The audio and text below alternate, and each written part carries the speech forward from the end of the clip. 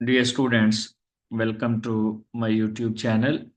Dear students, हमने आजकल stereo isomerism start की हुई है और स्टीरियो आइसोमरिज्म में हम अभी तक ज्योमेट्रिक आइसोमर्स को डिस्कस कर पाए हैं, जिसमें सिस ट्रांस है, ई एंड जी है और इसके साथ साथ सिन एंड अंताए है। और फिर हमने सिस ट्रांस डिफरेंट क्लासेस में देखी, जैसे चेयर फॉर्म ऑफ साइक्लोहेक्सेन है, स्पायरो कंपाउंड्स है, अलीन्स है, बायफिनाइल्स हैं, अल्कीन्स हैं, साइक्लो अल्केन है, साइक्लो अल्कीन है। इसी तरह ई और जी भी हमने डिफरेंट क्लासेस में देखी और फिर सिन और अंताए भी। इसके बाद हमने कायरल कार्बन डिस्कस किया था कि कायरलिटी क्या है, कायरल कार्बन क्या है और कायरल कार्बन आप आसानी से आइडेंटिफाई कैसे कर सकते हैं। तो उसके लिए छोटे छोटे एक दो ट्रिक्स भी मैंने बताए थे आपको लास्ट लेक्चर में। आज का जो हमारा लेक्चर है इसमें हमने डिस्कस करनी है रिलेटिव कॉन्फ़िगरेशन। दो तरह की कॉन्फ़िगरेशन है, एक रिलेटिव है और दूसरी एब्सोल्यूट है। जो relative configuration है, relative configuration actually this is spatial arrangement of atoms or groups within a molecule in relation to each other।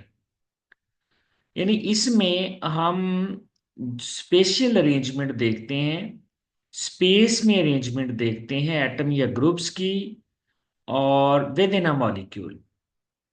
अब ये जो रिलेटिव कॉन्फ़िगरेशन होती है इसमें हम कोई ना कोई स्टैंडर्ड यूज करेंगे कंपैरिजन के लिए, रिलेशन के लिए।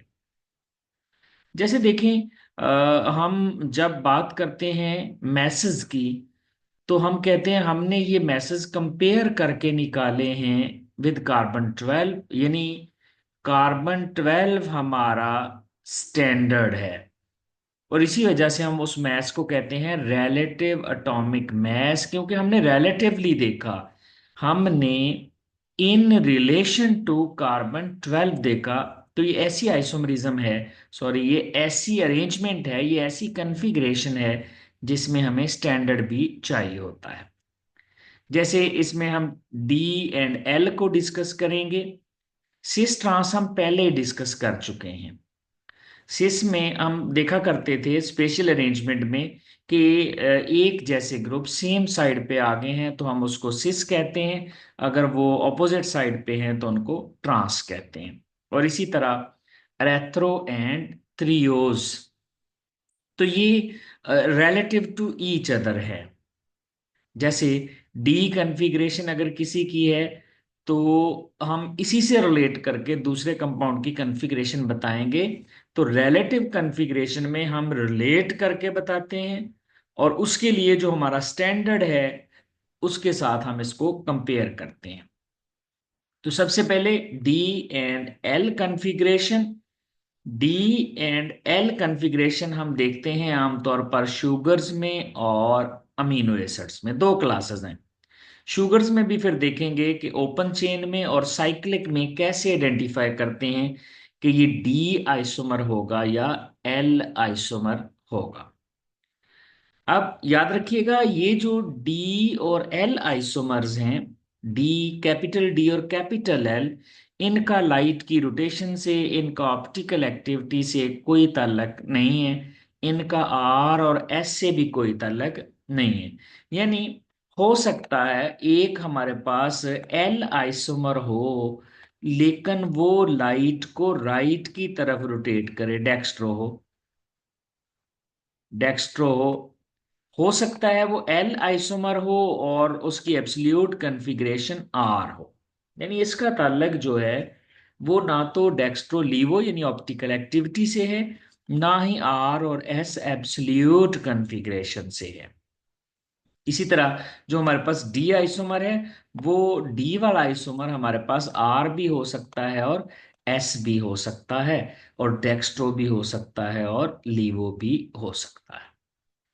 अब डी और एल कन्फिग्रेशन जो है शुगर्स और अमाइनो एसिड्स में, इनमें हमारे पास जो स्टैंडर्ड है वो ग्लिसरॉल्डिहाइड है। याद रखिएगा ये जो ग्लिसरल्डिहाइड है ये सिंपलेस्ट शुगर होती है, 3 कार्बन वाली शुगर है। This is triose. इसमें 3 कार्बन होते हैं, एक ग्लिसरल्डिहाइड, एक तो फंक्शनल ग्रुप एल्डिहाइड वाला कार्बन, एक इसमें ये कायरल कार्बन है और एक CH2OH है। तो ग्लिसरल्डिहाइड सिंपलेस्ट शुगर है, ग्लिसरल्डिहाइड ट्रायोस है, यानी इसमें 3 कार्बन है और एक कायरल कार्बन मौजूद है। अब जब हम इसको अरेंज करते हैं फिशर प्रोजेक्शन में, तो सबसे ऊपर हम रखते हैं हाईली ऑक्सीडाइज्ड कार्बन, यानी ये सबसे ऑक्सीडाइज्ड कार्बन होता है। ऑक्सीडाइज्ड कार्बन हम पहले रखते हैं। देखें कार्बन ऑक्सीजन के साथ डबल बॉन्ड बना रहा है, यहाँ बाकी सारे सिंगल बॉन्ड बना रहे हैं दोनों कार्बन ऑक्सीजन के साथ। तो आप जब भी शुगर्स को अरेंज करते हैं, अमाइनो एसिड्स को अरेंज करते हैं, तो आप जो सबसे ऑक्सीडाइज्ड कार्बन होता है उसको ऊपर रखते हैं और फिर इस तरह से लेस ऑक्सीडाइज की तरफ उसको अरेंज कर देते हैं। तो ये अरेंजमेंट हो जाएगी इसमें। पहले वाला कार्बन ऑक्सीडाइज्ड वाला है। अगर आप इसकी ऑक्सीडेशन स्टेट भी देखना चाहें तो यहाँ CH और C डबल बॉन्ड O है। C डबल बॉन्ड O के लिए हम +2 ऑक्सीडेशन स्टेट रखते हैं और CH के लिए हम -1 ऑक्सीडेशन स्टेट रखते हैं। तो इस कार्बन की ऑक्सीडेशन स्टेट ओवरऑल +1 बनती है, +1। इस कार्बन को देख लें, C सिंगल बॉन्ड O है, C सिंगल बॉन्ड O के लिए +1 है और CH के लिए -1 है। तो इसका मतलब है इस कार्बन की ऑक्सीडेशन स्टेट 0 होगी।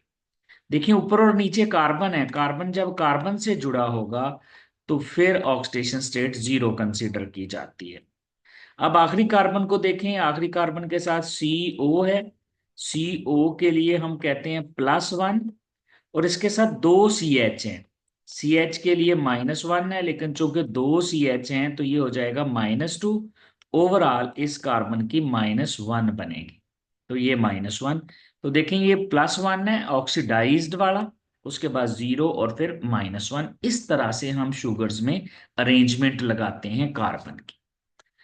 अब इसमें देखें ये हमारे पास कायरल कार्बन है। अब आपने ये बात याद रखनी, ये तो सिंपल शुगर थी, ये तो 1 कार्बन वाली शुगर थी। इस सॉरी 3 कार्बन वाली शुगर है, इसमें एक ही कायरल कार्बन है। चूंकि एक कायरल कार्बन है तो इसलिए प्रॉब्लम कोई नहीं है। एक्चुअली जब ज्यादा कार्बन हो जाएं तो आपने देखना होता है ये जो हमारे पास ऑक्सीडाइज्ड वाला कार्बन है, इससे अवे वाला कायरल कार्बन कौन सा है जो सबसे अवे होगा, यानी ये हमारे पास सबसे ऑक्सीडाइज्ड वाला कार्बन है। ऑक्सीडाइज्ड वाले कार्बन से सबसे दूर वाला जो कायरल कार्बन होगा आपने उसको देखना है।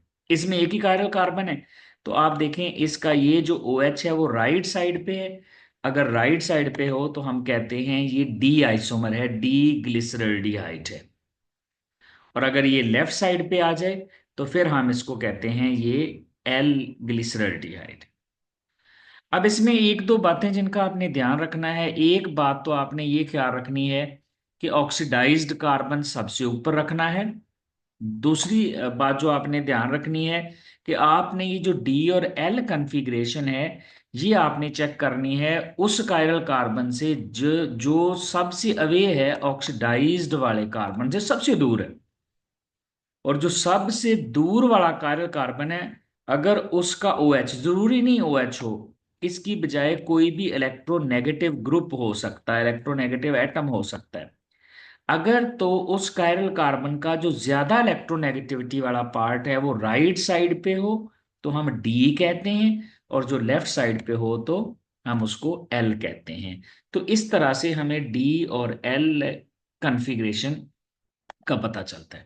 अब किसी भी शुगर को आपने इससे अरेंज करना है, इसी तरह से अरेंज करना है जैसे डी ग्लिसरल्डिहाइड एल ग्लिसरल्डिहाइड है। आपने देखना है लास्ट जो अवे वाला कायरल कार्बन है, यानी जो हमारा कार्बोनिल ग्रुप है ऑक्सीडाइज्ड वाला कार्बन है, उससे सबसे दूर वाला जो कायरल कार्बन है, अगर उसका इलेक्ट्रोनेगेटिव ग्रुप यानी OH ग्रुप राइट पे है तो हम उसको डी शुगर कहेंगे, अगर लेफ्ट पे है तो उसको एल शुगर कह देंगे।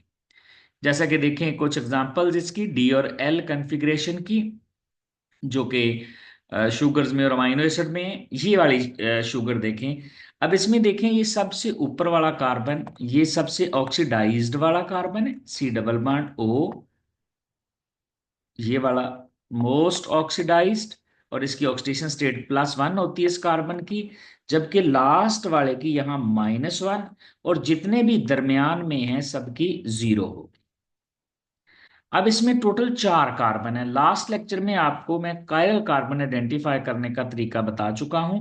ये जो लास्ट कार्बन है, लास्ट में आता है ये वाला, अगर ये वाला कार्बन जो है, ये सबसे अवे वाला कार्बन है किससे, ऑक्सीडाइज्ड वाले, जो मोस्ट ऑक्सीडाइज्ड ग्रुप है, उससे सबसे अवे वाले कायरल कार्बन का अगर ओ एच राइट साइड पे है तो इसको डी कहेंगे। अब ये हमारे पास हेक्सोस है, 6 कार्बन है इसमें, 4 कायरल कार्बन है, और सारे ओ एच राइट पे हैं, लेकिन हमने आखिरी वाला ओ एच देखना है, और लास्ट वाला जो, सॉरी, हमने लास्ट कायरल कार्बन जो सबसे अवे है ऑक्सीडाइज्ड वाले कार्बन से, उसको देखना है। अगर वो राइट साइड पे है तो हम कहेंगे ये हमारे पास जो है ये डी शुगर है, और ये है डी एलोस।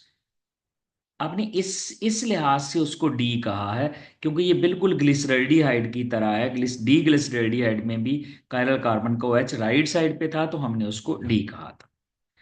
अब अगर हमने इसी का एल आइसोमर बनाना है, याद रखिएगा, ये जो शुगर अब मैंने ड्रा की है, ये वाली शुगर, इसमें भी 6 कार्बन है। ये वाला ग्रुप सबसे ज्यादा ऑक्सीडाइज्ड वाला ग्रुप है, +1। ये लीस्ट ऑक्सीडाइज्ड वाला ग्रुप है, -1, यानी मोस्ट रिड्यूस्ड की तरफ चले गए। अब आप देखिए, इसमें 4 कायरल कार्बन है। आपने 4 कायरल कार्बन का जो लास्ट वाला कायरल कार्बन है, यानी इससे सबसे अवे है ऑक्सीडाइज्ड ग्रुप से, उसका OH देखना है, क्या वो लेफ्ट साइड पे है। अगर लेफ्ट साइड पे है तो ये एल आइसोमर होगा। अब यहां पर इंटरेस्टिंग बात ये है कि ये अब डी एलोस था ये वाला, ये एल एलोस नहीं है, यानी ये वही शुगर नहीं रही, अरेंजमेंट बिल्कुल डिफरेंट है। 3 OH इसके राइट साइड पे है, एक लेफ्ट पे है, तो ये एलोस नहीं है। एलोस ये है, डी एलोस ये है जिसमें चारों OH राइट पे हैं। तो अब ये एक नई शुगर होगी, अगरचे ये एल आइसोमर है, तो ये एल टेलोस होगा। दिस इज एल टेलोस, याद रखिएगा, दिस इज नॉट एल एलोस। अगर आपने एल एलोस बनाना है, अगर आपके पास एक शुगर है, फॉर एग्जांपल एलोस है, उसका डी आइसोमर है, आपने एल आइसोमर बनाना है, तो आप फिर उसका मिरर इमेज लेंगे, उसके सारे OH लेफ्ट साइड पे कर देंगे, यानी डी एलोस को एल एलोस, अगर आपने एलोस ही रखना है और उसको एल आइसोमर कहना है, तो फिर सारे OH ग्रुप दूसरी साइड पे शिफ्ट कर देंगे, उनकी अरेंजमेंट चेंज कर देंगे। जैसा कि यहां पर देखें, ये हमारे पास एक और शुगर है, इसमें देखें, अगर आप शुरू में देखें, मोस्ट ऑक्सीडाइज्ड ग्रुप ये वाला है। अब एल एल ओ से चेक करें, इसका OH अरेंजमेंट बदल गई, लेफ्ट साइड पे चले गया, ये वाला OH भी लेफ्ट साइड पे चले गया, ये वाला OH भी लेफ्ट साइड पे चले गया, ये वाला OH भी लेफ्ट साइड पे जा चुका है। तो इसका मतलब है ये है तो एल आइसोमर, एल, अब याद रखना है, एल इस कायरल कार्बन, इस कायरल कार्बन, इस कायरल कार्बन की वजह से हम इसको एल आइसोमर नहीं कह रहे। डी और एल का ताल्लुक तो लास्ट कायरल कार्बन से है जो सबसे अवे है, और सबसे अवे ऑक्सीडाइज्ड ग्रुप से ये वाला कायरल कार्बन है, हम इसलिए इसको कह रहे हैं ये एल आइसोमर है, क्योंकि एल ग्लिसरल्डिहाइड की तरह है। अब इसको एलोस क्यों कह रहे हैं, क्योंकि डी एलोस में सारे OH राइट साइड पे थे, इसमें सारे OH लेफ्ट पे, ही एक दूसरे का मिरर इमेज है, डी और एल। तो अब हम इसको एल एलोस कह सकते हैं। अगर सिर्फ एक OH की अरेंजमेंट बदलेगी, कायरल जो हम, जिससे हम डी और एल का पता चलाते हैं, यानी लास्ट वाला कायरल कार्बन जो अवे है ऑक्सीडाइज ग्रुप से, अगर आप सिर्फ उस कायरल कार्बन का OH दूसरी तरफ ले जाएंगे, वो एल आइसोमर तो होगा, लेकिन वो एल आइसोमर उस शुगर का नहीं होगा जो शुगर हम डिस्कस कर रहे थे, वो एक डिफरेंट शुगर होगी। इसी तरह देखें, ये हमारे पास एक और शुगर है, इसमें सबसे ऑक्सीडाइज्ड ग्रुप ये एल्डिहाइड वाला ग्रुप है, और फिर देखें ये लीस्ट ऑक्सीडाइज्ड ग्रुप पे अरेंजमेंट लगी हुई है। ये दरमियान वाले सारे कार्बन की ऑक्सीडेशन स्टेट 0 है, इसकी -1 है, इसकी +1 है। अब इसमें 4 कायरल कार्बन है, 1 2 3 और 4। आपने जो सबसे अवे वाला है ऑक्सीडाइज्ड ग्रुप से, जो सबसे अवे है उसका OH देखना है। अगर उसका OH राइट साइड पे है तो ये डी आइसोमर होगा। अब यहाँ पर ये बात याद रखनी है, ये जो पहले शुगर ना ये उनसे बिल्कुल डिफरेंट है। अगर आप पहले तीनों शुगर्स को देखो तो उनका जो पहला कायरल कार्बन था जो सबसे करीब था, वो उसमें पहली दो में वो किस साइड पे था, राइट साइड पे था, जबकि इसमें किस साइड पे है, लेफ्ट पे है। अब अगरचे इस वाली शुगर एल एलोस में लेफ्ट साइड पे है, लेकिन बाकी कायरल कार्बन ऐसे नहीं है। तो इसका मतलब है ये शुगर इन शुगर से डिफरेंट है, और ये है डी एल्ट्रोस। अब अगर मैंने इसको एल आइसोमर बनाना है, और एल आइसोमर बनाने के लिए ये जो लास्ट कायरल कार्बन है इसका OH मैं दूसरी तरफ शिफ्ट कर देता हूं, तो देखें इसका OH दूसरी साइड पे आ चुका है, ये वाला OH। तो ये बन गया एल आइसोमर, लेकिन ये एल एल्ट्रोज नहीं, एल एल्ट्रोज नहीं है। एल एल्ट्रोज बनाने के लिए क्या करेंगे, एल एल्ट्रोज बनाने के लिए हम ये सारे OH की अरेंजमेंट बदल देंगे। तो दिस इज एल ग्लैक्टोज है, तो ये एल शुगर, लेकिन एल्ट्रोज नहीं है। अगर हमने इसको डी एल्ट्रोज को एल एल्ट्रोज रखना एल्ट्रोज ही है, तो फिर आपको ये वाला OH किस साइड पे करना पड़ेगा, राइट साइड पे। देखें, आप सारे OH की अरेंजमेंट चेंज करें। ये वाला OH देखें लेफ्ट राइट साइड पे चले गया, ये दोनों राइट साइड पे हैं तो आप इन दोनों को लेफ्ट साइड पे कर दें, और ये राइट साइड पे है तो इसको भी लेफ्ट साइड पे कर दें। तो ये देखें, ये हमारे पास एल आइसोमर है तो एल, लेकिन अब इसका बिल्कुल मिरर इमेज है एल्ट्रोज का, तो ये बन जाएगा एल एल्ट्रोज। तो याद रखिएगा, अगर सिर्फ आप लास्ट कायरल कार्बन पे अरेंजमेंट चेंज करते हैं, जो लास्ट कायरल कार्बन है यानी जो ऑक्सीडाइज्ड ग्रुप से सबसे अवे है, सिर्फ उस पे चेंज करते हैं, तो फिर वो एल आइसोमर तो बनेगा, लेकिन वो शुगर कोई नए वाली बन जाएगी, वो एक डिफरेंट शुगर होगी जो हमारे पास आखिरी कायरल कार्बन चेंज करने से आएगी। जैसा कि इसको देखें, ये हमारे पास डी ग्लूकोज है। अब डी ग्लूकोज में देखें, ये जो लास्ट कायरल कार्बन है जो अवे है ऑक्सीडाइज्ड ग्रुप से सबसे अवे है, उसका OH राइट साइड पे है। अगर OH राइट साइड पे है तो ये डी ग्लूकोज होगा। अगर सिर्फ मैं इस कायरल कार्बन की अरेंजमेंट बदल के OH लेफ्ट पे ले जाऊं, तो ये होगा एल आइसोमर, लेकिन ये ग्लूकोज नहीं रहेगा, तो ये बनेगा L, this is not glucose, sorry. ये अगर बिल्कुल मिरर इमेज होगा, आप चेक करें, ये वाला OH देखें राइट पे है तो यहाँ पर लेफ्ट पे चले गया, ये वाला लेफ्ट पे है तो ये राइट पे आ गया है। इसी तरह ये वाला राइट पे है, ये लेफ्ट पे आ गया है, और ये भी राइट पे और लेफ्ट पे, इसका मतलब ये एल ग्लूकोज है, ये दोनों एक दूसरे के मिरर इमेज बन गए। यानी अगर तो आप सारे कायरल कार्बन पे अरेंजमेंट बदल देंगे तो वो ग्लूकोज ही रहेगा, शुगर वही रहेगी फिर वो, लेकिन वो डी की बजाय एल बन जाएगा। लेकिन यहां ये बात आपने याद रखनी है, वो एल आइसोमर बाकी कायरल कार्बन का कोई रोल नहीं है उसको एल आइसोमर बनाने में, L last chiral carbon away वाले कायरल कार्बन की वजह से होगा। तो इस तरह हमें डी और एल आइसोमर में डिफरेंशिएट करने में हेल्प होगी। अगर हम सिर्फ और सिर्फ लास्ट वाला कायरल कार्बन चेंज करें, ये वाला, जैसे देखें, पहले वाला कार्बन ये वाला राइट पे है, ये भी राइट पे है, नेक्स्ट कायरल कार्बन का OH लेफ्ट पे है, लेफ्ट पे है, नेक्स्ट का OH राइट पे है, राइट पे है। तो ये बिल्कुल सेम अरेंजमेंट चल रही है, जो अवे वाला कायरल कार्बन है सिर्फ उसको बदला है, तो ये होगा तो एल आइसोमर, एल शुगर है, लेकिन अब ये ग्लूकोज नहीं है, सिर्फ एक कायरल कार्बन पे चेंज आई है, तो दिस इज एल आइडोस। तो ये बात आपने याद रखनी है। अगर आपने शुगर वही रखनी है तो फिर आपने बिल्कुल उसका मिरर इमेज बना देना है, वो डी होगा तो एल हो जाएगा, एल होगा तो डी हो जाएगा, शुगर वही रहेगी। लेकिन अगर आप सिर्फ सबसे अवे वाला कायरल कार्बन बदलेंगे जो ऑक्सीडाइज्ड ग्रुप से है, तो फिर वो एल आइसोमर तो बन जाएगा, लेकिन शुगर वो कोई और होगी। अब हम देखते हैं अगर हमारे पास साइक्लिक शुगर्स आ जाएं तो डी और एल कॉन्फ़िगरेशन हम साइक्लिक शुगर्स में किस तरह से देखेंगे। ये देखें, ये हमारे पास एक साइक्लिक शुगर है। अब साइक्लिक शुगर में ये करते हैं कि ये जो हमारे पास सबसे ऑक्सीडाइज्ड ग्रुप से अवे वाला हमारे पास कायरल कार्बन है।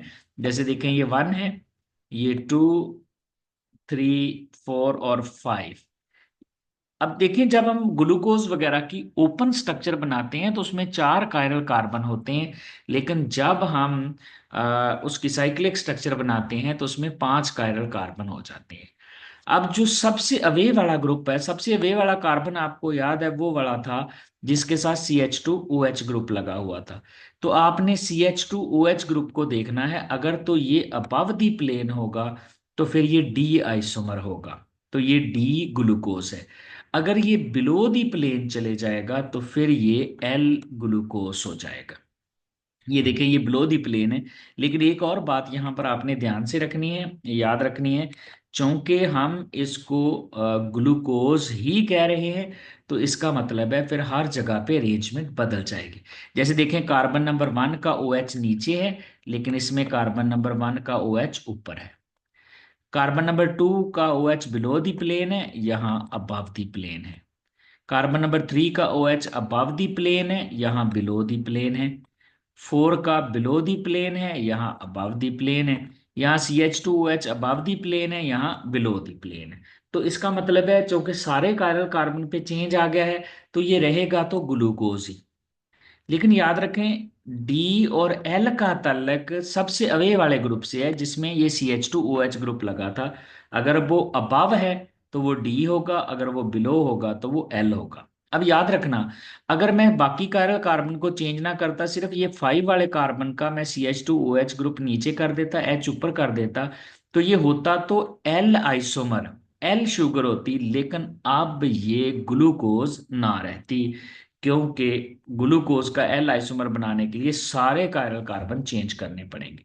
जैसा कि इसमें देखें, इस शुगर में OH ग्रुप, CH2OH ग्रुप, ये वाला ग्रुप अबव दी प्लेन है, तो ये डी आइसोमर होगा, डी मैनोज।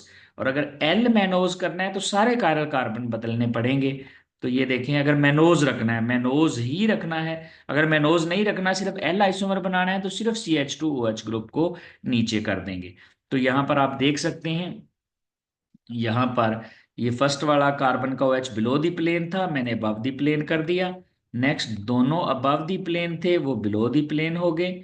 और ये बिलो दी प्लेन है, अबव दी प्लेन हो गया। असल जैसे एल आइसोमर बनना है, CH2OH अबव दी प्लेन था, बिलो हो गया। तो अगर तो सिर्फ आप जो सबसे अवे वाला कायरल कार्बन है ऑक्सीडाइज्ड ग्रुप से उसको बदलेंगे तो डी से एल, एल से डी बन जाएगा, लेकिन वो शुगर वो वाली नहीं रहेगी। अगर आप चाहते हैं शुगर भी वही वाली रहे तो फिर सारे कायरल कार्बन की अरेंजमेंट बदल दें, वो उसका एक्चुअली मिरर इमेज होगा। अब है रिलेटिव कॉन्फ़िगरेशन, जो है वो अमीनो एसिड्स में। देखिए, अमीनो एसिड्स नाम से पता चल जाता है इनमें दो फंक्शनल ग्रुप होते हैं। एक हमारे पास अमीनो NH2, और जो दूसरा हमारे पास फंक्शनल ग्रुप होता है वो COOH होता है। तो हर जो अमीनो एसिड होगा उसमें कार्बन, कार्बन के साथ COOH ग्रुप होगा, एक तो COOH ग्रुप होगा, एक अमीनो ग्रुप होगा। इसके साथ साथ एक हमारे पास होगा H, और जो चौथा ग्रुप होगा वो अल्काइल ग्रुप होगा कोई भी। अब जितने भी अमाइनो एसिड हैं हमारे पास 20 नेचुरली अकरिंग, उनमें से ये R ग्रुप डिफरेंट होगा, बाकी ये ग्रुप तो आने हैं हर एक। अगर R की जगह मैं H कर दूं तो ये सबसे सिंपलेस्ट अमाइनो एसिड होगा ग्लाइसिन। याद रखिएगा, जो ग्लाइसिन अमाइनो एसिड है, ग्लाइसिन अमाइनो एसिड में कोई कायरल कार्बन नहीं है। इसका मतलब है इसमें हम डी और एल कॉन्फ़िगरेशन जो है वो उसको नहीं देखेंगे। डी और एल कॉन्फ़िगरेशन हमने देखनी है जब जब हमारे पास कायरल कार्बन होगा, और कौन सा कायरल कार्बन जो ऑक्सीडाइज्ड ग्रुप से सबसे अवे होगा। यहां पर देखें, अमाइनो एसिड में सबसे ऑक्सीडाइज्ड ग्रुप जो होगा वो C double bond O OH होगा। ये जो हमारे पास C double bond O O H group है, ये ग्रुप जो है इस यहाँ पर कार्बन की ऑक्सीडेशन स्टेट +3 है, क्योंकि डबल बॉन्ड और सिंगल बॉन्ड तीन इलेक्ट्रोनेगेटिव एटम के साथ बॉन्ड बन गए, तो ये सबसे ऑक्सीडाइज्ड है। जबकि ये जो कायरल कार्बन है, इधर नाइट्रोजन है, इलेक्ट्रोनेगेटिव एटम की वजह से इस साइड पे +1, और एक तरफ H है तो इधर -1, इसका मतलब है इस कार्बन की ऑक्सीडेशन स्टेट 0 है। और फिर ये वाला कार्बन आ जाएगा जो रिड्यूस्ड वाला होगा, यानी लेस ऑक्सीडाइज्ड वाला होगा। तो आपने अरेंजमेंट इस तरह से रखनी है। जैसा कि देखें, ये हमारे पास वही स्टैंडर्ड हैं, डी ग्लिसरल्डिहाइड और एल ग्लिसरल्डिहाइड, उन्हीं के साथ ही हमने कंपेयर करके निकालनी है अमीनो एसिड्स की। फर्क क्या है, जो अमीनो एसिड है उनमें यहाँ पर इलेक्ट्रोनेगेटिव एटम बदल गया है, यहाँ पर ऑक्सीजन है इलेक्ट्रोनेगेटिव एटम यानी OH ग्रुप है, तो वहाँ पर नाइट्रोजन है NH2 ग्रुप आ जाएगा। बाकी अरेंजमेंट ऐसे ही देखनी है। देखिएगा, ये हमारे पास अमीनो एसिड है।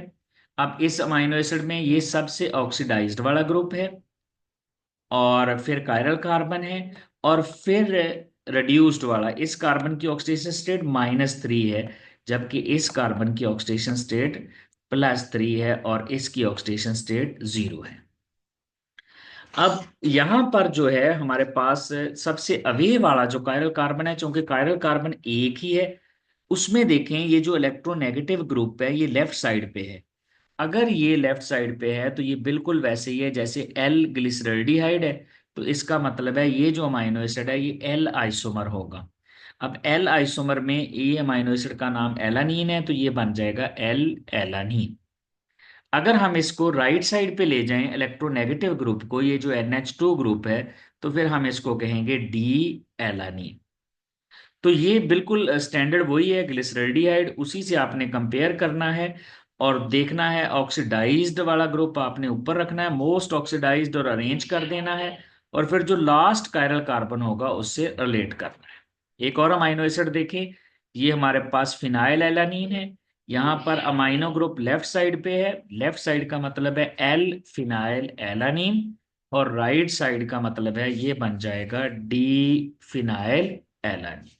तो इस तरह ये हमारी रिलेटिव कन्फिग्रेशन हो जाएगी डी और एल, जो कि हमने शुगर्स में, साइक्लिक शुगर्स में और अमाइनो एसिड में डिस्कस कर ली है। Thank you very much.